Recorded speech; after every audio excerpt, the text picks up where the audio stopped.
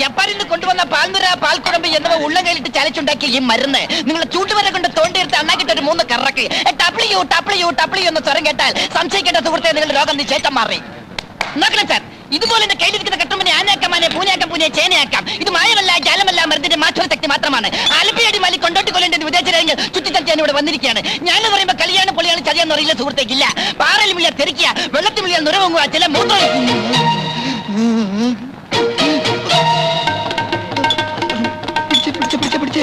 നീ നാവാട്, ഞാൻ മൂത്രം ഒഴിച്ചിട്ട് ഇപ്പൊ വരാം. നോക്കണം സാർ, ഇതിൽ മായമില്ല മന്ത്രമില്ല ജാലമില്ല.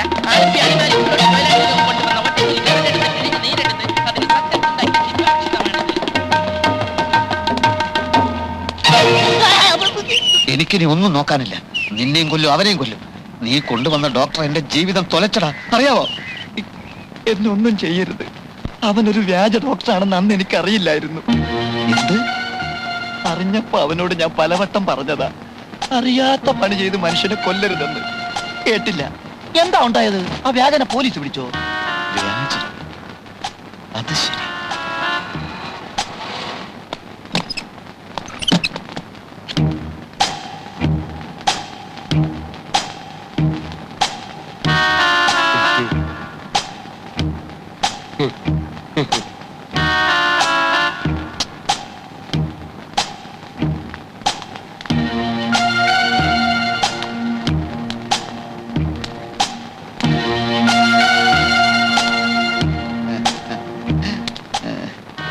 ഇന്നത്തെ ചികിത്സയൊക്കെ കഴിഞ്ഞോ ഡോക്ടർ?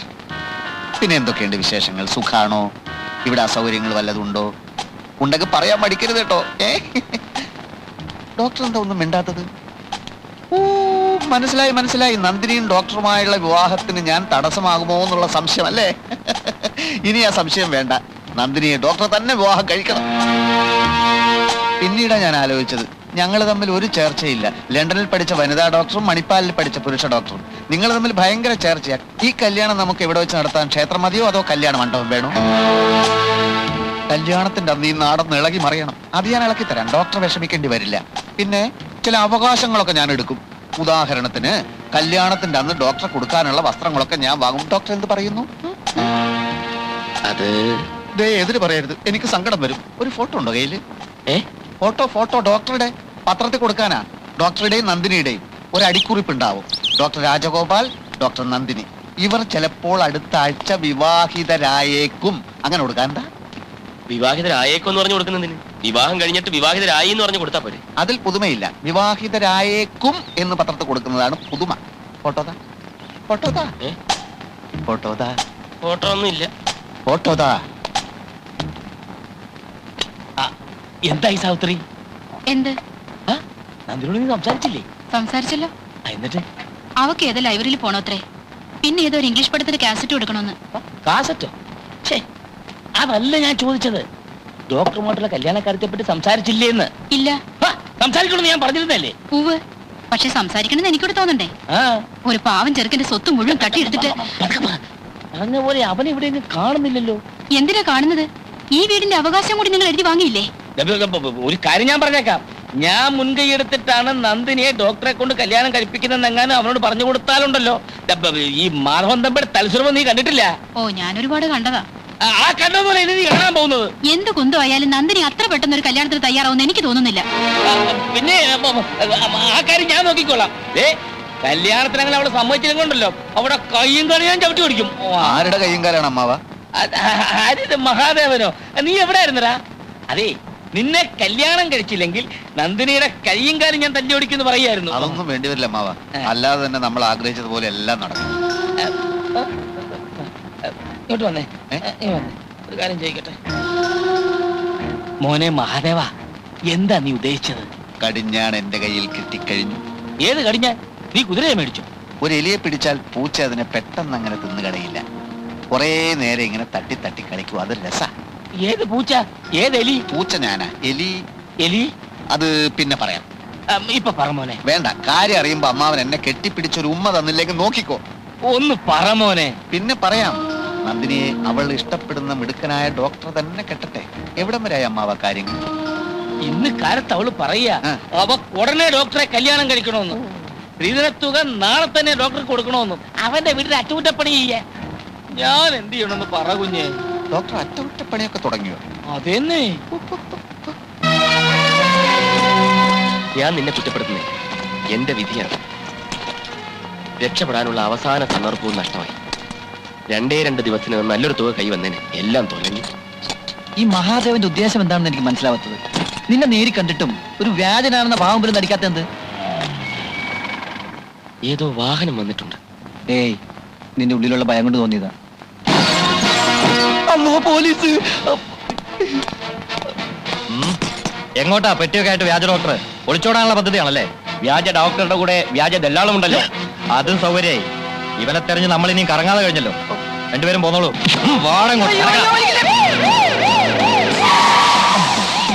എത്തിയോ? നടക്കല്ലേ? നടക്കുന്ന ആളോട് നടക്കടാ നടക്കണം. ഇത് സ്ഥലം? ഇതാണ് നിന്റെ തന്തയുടെ തറവാട്. ഞാൻ വ്യാജനല്ലെന്ന് പറഞ്ഞില്ലല്ലോ. കുറ്റം സമ്മതിക്കായിരുന്നല്ലേ അടിക്കേണ്ടത്?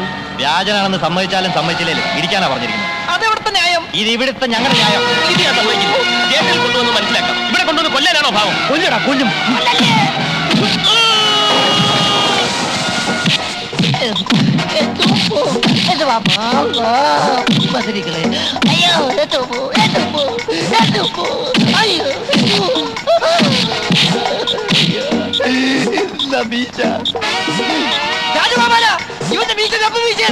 മീശയില്ലാത്ത പോലീസുകാർ മീശ വെക്കണമെന്നാ സർക്കാർ ഉത്തരവ്.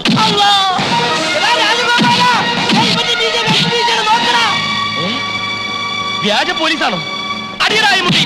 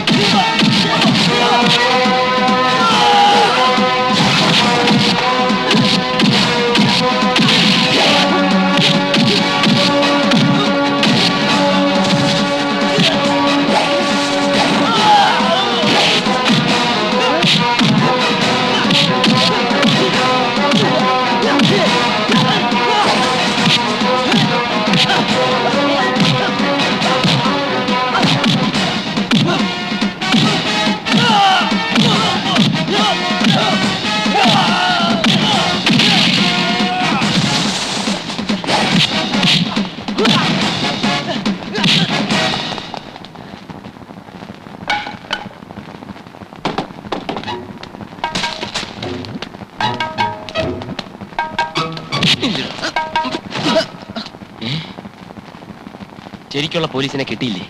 ശരിക്കുള്ള പോലീസിനെ അറിയിച്ചാൽ ഞങ്ങളുടെ ആശുപത്രിക്കല്ലേ ചീത്തപ്പേര്. മാത്രമല്ല, നന്ദിനിയുടെ കാര്യത്തിൽ താൻ എന്നോട് കാണിച്ച ചതിക്ക് 2 പൊട്ടിച്ചു തന്നില്ലെങ്കിൽ എന്താ സുഖം? ഇപ്പൊ സുഖമായോ? പ്രതീക്ഷിച്ചത്ര സുഖമായില്ല. വേഷം കിട്ടിയവന്മാര് പോരാ. ഇനിയിപ്പോ എന്ത് ചെയ്യും? നേരിട്ട് തല്ലണമെന്ന് തോന്നുന്നുണ്ടോ? ആവാം.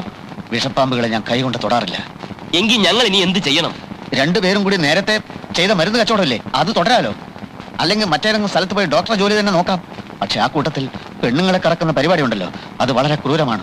മാനസിക പീഡനമാണ് ഏറ്റവും വലിയ പാപം. മിസ്റ്റർ മഹാദേവൻ, ഞാൻ പറയുന്നൊന്നും നിങ്ങൾ വിശ്വസിക്കില്ലെന്ന് എനിക്കറിയാം. എങ്കിലും പറയാ, ആശുപത്രിയിലെ സിസ്റ്റർ നിർമ്മലയെ ഞാൻ സ്നേഹിച്ചു. ഞാൻ ആരാണെന്നറിഞ്ഞിട്ടും അവൾ എന്നെ വെറുത്തില്ല. നന്ദിനി ഒരിക്കലും എന്റെ മനസ്സിലുണ്ടായിരുന്നില്ല. നിങ്ങളുടെ അമ്മാവൻ എനിക്ക് കുറെ പണം തരാമെന്ന് പറഞ്ഞ് നിർബന്ധിച്ചപ്പോ ഒരു ചെറിയ നാടകം അവിടെയും കളിച്ചെന്നേ ഉള്ളൂ. അമ്മാവൻ നിർബന്ധിച്ചു? സംശയമുണ്ട്. അയാൾ മഹാ താപ്പാനെയാ. എന്നെ വെച്ച് പണം കൊയ്യാമെന്നുള്ള മോഹമായിരുന്നു അയാൾക്ക്. എല്ലാം എനിക്കറിയാം. നിങ്ങൾ അയാൾ കുരങ്ങ് കളിപ്പിക്കും. ഞങ്ങൾക്കും കുറെ മനുഷ്യത്തെ കൊണ്ട് സാറേ. ഞങ്ങൾക്ക് വേണ്ടി മാത്രമല്ല ഇങ്ങനെയൊക്കെ ശ്രമിച്ചു നോക്കിയത്. മറ്റാശ്രയമില്ലാത്ത ചിലർ കൂടി വേണ്ടിയാണ്. പക്ഷെ തോറ്റുപോയി. ദേവി അത് വിശ്വസിക്കാം. ഒരു കാര്യം എനിക്ക് മനസ്സിലായി. ജയിക്കുന്നവർക്ക് മാത്രമുള്ളതല്ലേ ഈ ലോകം, തോൽക്കുന്നവരുടെയും കൂടിയാ. ഇനി നിങ്ങൾക്ക് ഞങ്ങളെ ലോക്കപ്പിലാക്കാം, അല്ലെങ്കിൽ ഞങ്ങൾ തന്നെ നേരിട്ട് ചെന്ന് പിടികൊടുക്കാം. എന്തു വേണം? പറയണം സാർ.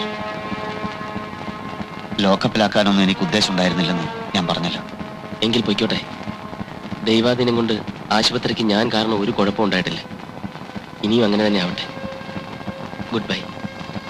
ഡോക്ടർ. ഡോക്ടർ എന്തിനാ കളിയാക്കുന്നത്? സോറി, വിളിച്ച് ശീലിച്ചു പോയതല്ലേ. അമ്മാവൻ ഇപ്പോഴും കാര്യങ്ങളൊന്നും അറിഞ്ഞിട്ടില്ല. അതുകൊണ്ട് തന്നെ ഈ നാടകത്തിന് തിരശ്ശീല വീഴാറായിട്ടില്ല.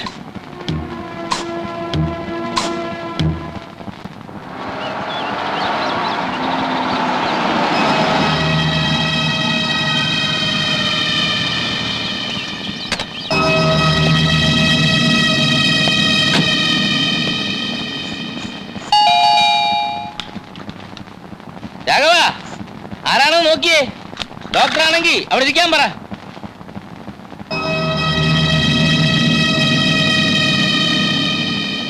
ഹലോ.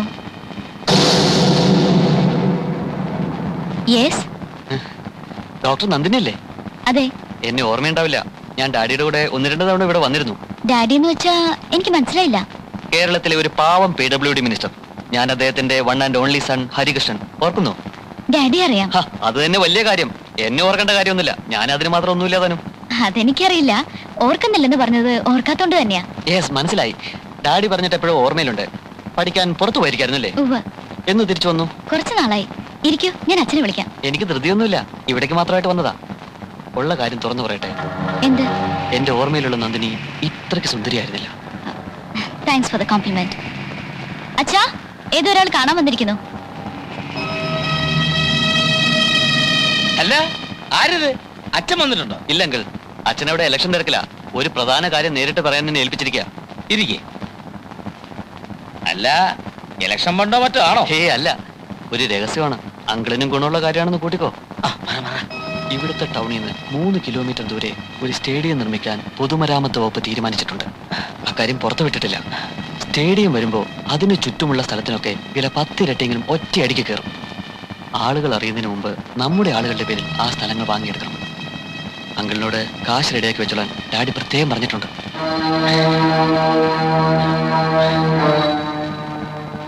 അത് കൊള്ളാം. അങ്കിൾ ഒരു കാര്യം ചെയ്യും, ഞാൻ അവിടെ TV കാണും. സമയം പോലെ അങ്ങോട്ട് വന്നാൽ മതി. എനിക്ക് വേറെ ചിലർ മീറ്റ് ചെയ്യാനുണ്ട്. ഞാൻ വന്നേക്കാം. അല്ല, ഒരു ചായ? ഞാൻ ഇനിയും വരുമല്ലോ. ശരി.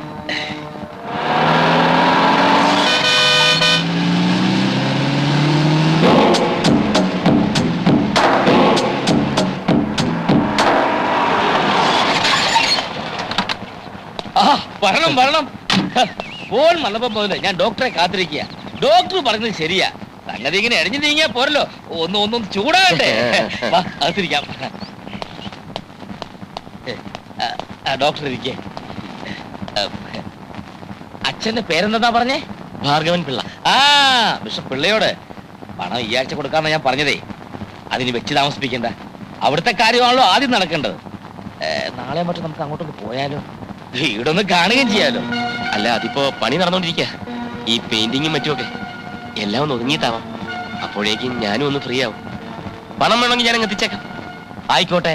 പിന്നെ കല്യാണത്തിന് നടത്തിപ്പിനെ കുറിച്ച് ഡോക്ടർക്ക് വല്ല അഭിപ്രായം ഉണ്ടെങ്കിൽ പറയാം.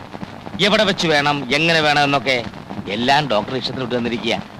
എന്താ ധൃതി വെക്കണ്ട, സമയമുണ്ടല്ലോ. എല്ലാം ഇവിടുത്തെ ഇഷ്ടം പോലെ മതി. ഇതാ എനിക്ക് അത്ഭുതം. ഇത്രയൊക്കെ ആയിട്ടും ഡോക്ടറിന്റെ ഈ ലാളിത്യം, എളിമ, സത്യത്തിൽ എന്നെ ഏറ്റവും അധികം ആകർഷിച്ചത് ഈ പ്രകൃതമാണ്. ഡോക്ടർ ഇരിക്കെ, ഞാനിതാ വരുന്നു.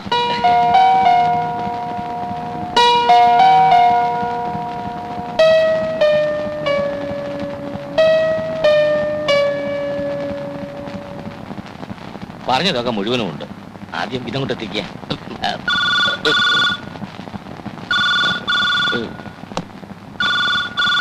നല്ല കാര്യം നടക്കുമ്പോഴാണ് ഫോൺ. ഹലോ അങ്കിളെ, ഇത് ഞാനാ, ഹരികൃഷ്ണൻ. ഒരു അത്യാവശ്യ കാര്യം അറിയാനാ വിളിച്ചത്. എന്താ? അല്ല, ഞാൻ ഇങ്ങോട്ട് ഇറങ്ങിയപ്പോ ഒരു കാർ അങ്ങോട്ട് വന്നില്ലേ? ആരാ അതിനകത്തുണ്ടായിരുന്നത്? അതെ, നമ്മുടെ ഹോസ്പിറ്റലിലെ ഡോക്ടറാ, ഡോക്ടർ രാജഗോപാൽ. ഡോക്ടറോ? അവനോ? അങ്കിൾ, ഇതെങ്ങനെ ഈ ചതി പറ്റി? അവന്റെ ഫുൾ ഹിസ്റ്ററി എനിക്കറിയാം. അവൻ ഡോക്ടറുമല്ല, ഒരു ചുക്കുമല്ല. അപകടകാരിയാ, ഒരു വ്യാജ ഡോക്ടറാ.